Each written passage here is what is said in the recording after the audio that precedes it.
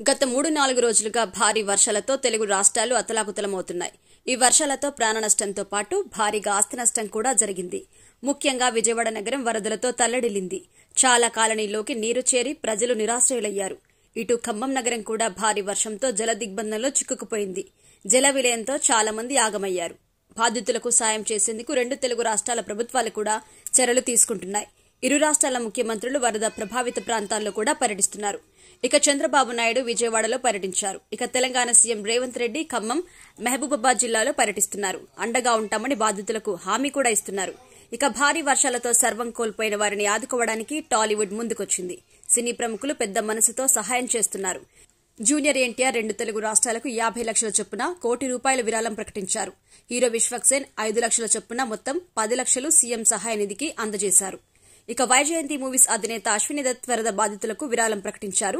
ఏపీకి 25 లక్షల ఆర్థిక సహాయం ప్రకటించారు. ఈ మేరకు వైజయంతి మూవీస్ సోషల్ మీడియాలో పోస్ట్ చేసింది.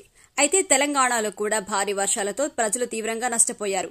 కానీ వైజయంతి మూవీస్ కేవలం ఏపీకి మాత్రమే సహాయాన్ని ప్రకటించడంపై సోషల్ మీడియాలో నెటిజన్లు నిలదీస్తున్నారు.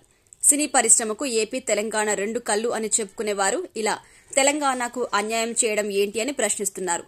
అశ్విని దత్ హైదరాబాద్ లో ఉంటూ తెలంగాణ ప్రజలకు సహాయం ప్రకటించకపోవడంపై చాలా మంది అభ్యంతరం కూడా వ్యక్తం చేస్తున్నారు. ప్రాంతాల మధ్య తేడా చూపిస్తే మళ్లీ ప్రాంతీయవాదం తెరపైకి వస్తుంది అన్నారు. ఎన్టీఆర్ 2 తెలుగు రాష్ట్రాలకు సహాయం ప్రకటించారు. ఇక విశ్వక్సేన్ కూడా 2 తెలుగు రాష్ట్రాలకు సహాయం ప్రకటించారు. మరి అశ్విని దత్కి ఏమైంది? తెలంగాణ నేలపై ఉంటూ తెలంగాణకే మొండి చేయి చూపిస్తారా అంటూ సోషల్ మీడియాలో ట్రోల్ చేస్తున్నారు.